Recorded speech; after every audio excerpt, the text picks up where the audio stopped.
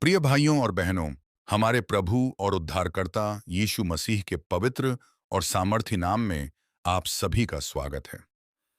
आज का यह संदेश उन सभी लोगों के लिए है जो अपने जीवन में किसी न किसी प्रकार के संघर्ष, चिंता, निराशा, भय, बीमारी, आर्थिक कठिनाई, पारिवारिक समस्याओं या भविष्य की अनिश्चितताओं का सामना कर रहे हैं। यदि आज आपका मन भारी है, यदि आपको लगता है कि कोई आपकी बात नहीं समझता, यदि आपकी प्रार्थनाओं का उत्तर देर से मिल रहा है, तो इस संदेश को अंत तक ध्यान से सुनिए, क्योंकि परमेश्वर का वचन आपके लिए आशा, शांति और नई शक्ति लेकर आया है। बाइबल में मत्ती 11:28 में यीशु कहते हैं, हे सब परिश्रम करने वालों और बोझ से दबे लोगों, मेरे पास आओ, मैं तुम्हें विश्राम दूंगा। यह केवल उस समय के लोगों के लिए नहीं था, बल्कि आज हमारे लिए भी है। यीशु आज भी हर टूटे हुए मन, हर थके हुए व्यक्ति और हर निराश आत्मा को अपने पास बुला रहे हैं। संसार आपको ठुकरा सकता है, लोग आपका साथ छोड़ सकते हैं, लेकिन प्रभु यीशु कभी आपका साथ नहीं छोड़ते। उनका प्रेम अनंत है और उनकी दया हर सुबह नई होती है। बहुत बार हम अपने जीवन की समस्याओं को देखकर घबरा जाते हैं। हमें लगता है कि अब कोई रास्ता नहीं बचा।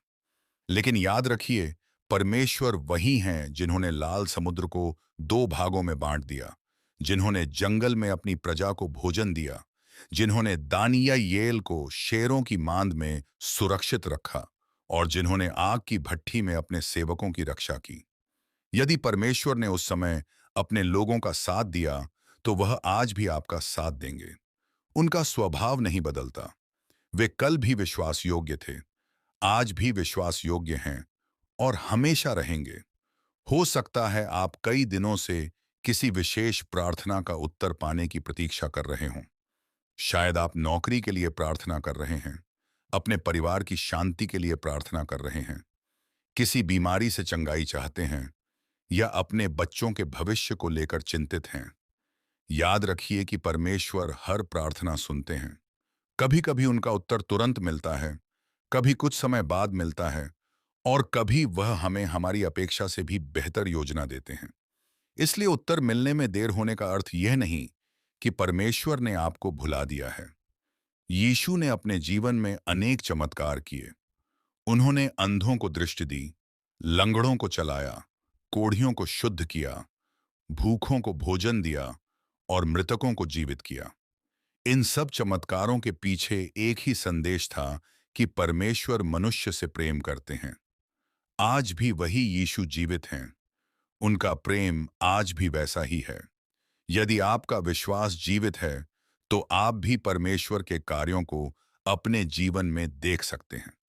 परमेश्वर चाहते हैं कि हम केवल आशीष पाने के लिए ही उनके पास न जाएं, बल्कि उनके साथ गहरा संबंध बनाएं।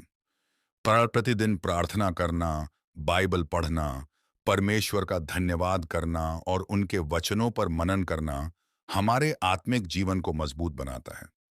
जब हम परमेश्वर के साथ समय बिताते हैं, तब हमारा भय कम होने लगता है और हमारा विश्वास बढ़ने लगता है। आज संसार में बहुत लोग धन, सफलता और प्रसिद्धि को जीवन का सबसे बड़ा लक्ष्य मानते हैं। लेकिन यदि मन में शांति नहीं है, तो सबसे बड़ी सफलता भी अधूरी है। सच्ची शांति केवल यीशु मसीह में मिलती है। उन्होंने कहा, मैं तुम्हें अपनी शांति देता हूं, जैसी संसार देता है वैसी नहीं। यह शांति परिस्थितियों पर नहीं, बल्कि परमेश्वर की उपस्थिति पर आधारित होती है। यदि आपके जीवन में किसी ने आपको चोट पहुंचाई है, आपका अपमान किया है या आपके साथ अन्याय किया है, तो परमेश्वर आपको क्षमा करना सिखाते हैं। क्षमा करना आसान नहीं होता, लेकिन यही मसीह का मार्ग है। जब यीशु क्रूस पर थे, तब भी उन्होंने अपने विरोधियों के लिए प्रार्थना की, हे पिता, इन्हें क्षमा कर। यदि हम क्षमा नहीं करते, तो हमारे हृदय में कड़वाहट बनी रहती है। लेकिन जब हम क्षमा करते हैं, तब परमेश्वर हमारे हृदय को स्वतंत्र करते हैं। यदि आज आप किसी बीमारी से जूझ रहे हैं, तो निराश मत होइए। चिकित्सा करवाइए, डॉक्टर की सलाह मानिए और साथ ही परमेश्वर से प्रार्थना कीजिए कि वह आपको धैर्य, शक्ति और चंगाई प्रदान करें। परमेश्वर हर परिस्थिति में हमारे साथ रहते हैं और हमें संभालते हैं। याद रखिए कि परमेश्वर कभी देर नहीं करते।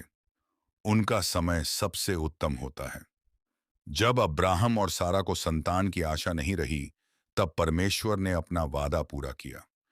जब यूसुफ जेल में था, तब उसे नहीं पता था कि एक दिन वह मिस्र का प्रधान बनेगा। जब दाऊद जंगलों में भटक रहा था, तब भी परमेश्वर उसे राजा बनाने की तैयारी कर रहे थे।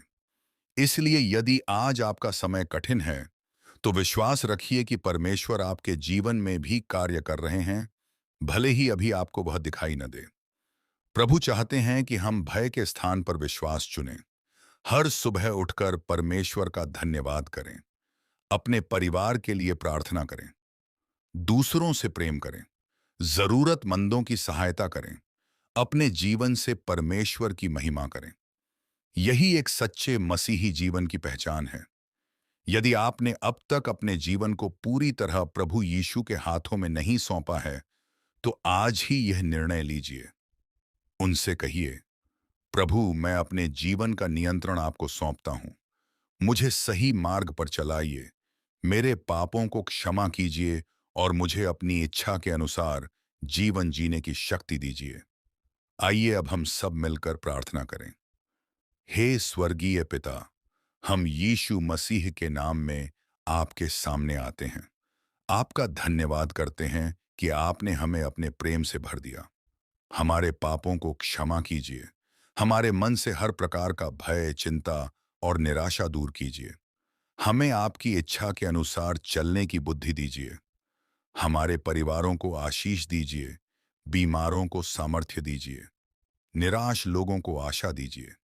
बेरोजगारों के लिए उचित मार्ग खोलिए और हमारे विश्वास को प्रतिदिन मजबूत कीजिए। हमें ऐसा जीवन जीने में सहायता दीजिए जिससे आपका नाम महिमा पाए।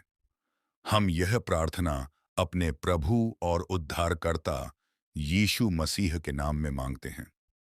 आमीन। प्रिय मित्रों, याद रखिए कि परमेश्वर आपसे प्रेम करते हैं। चाहे परिस्थिति कितनी भी कठिन क्यों न हो, विश्वास मत छोड़िए। प्रार्थना करते रहिए, परमेश्वर के वचन में बने रहिए और आशा को थामे रखिए। प्रभु यीशु आपके साथ हैं, आपका मार्गदर्शन करेंगे और सही समय पर आपके जीवन में अपनी महिमा प्रकट करेंगे। परमेश्वर की शांति, उनका प्रेम और उनकी अनुग्रह आपके और आपके परिवार के साथ आज और सदैव बनी रहे। आमीन।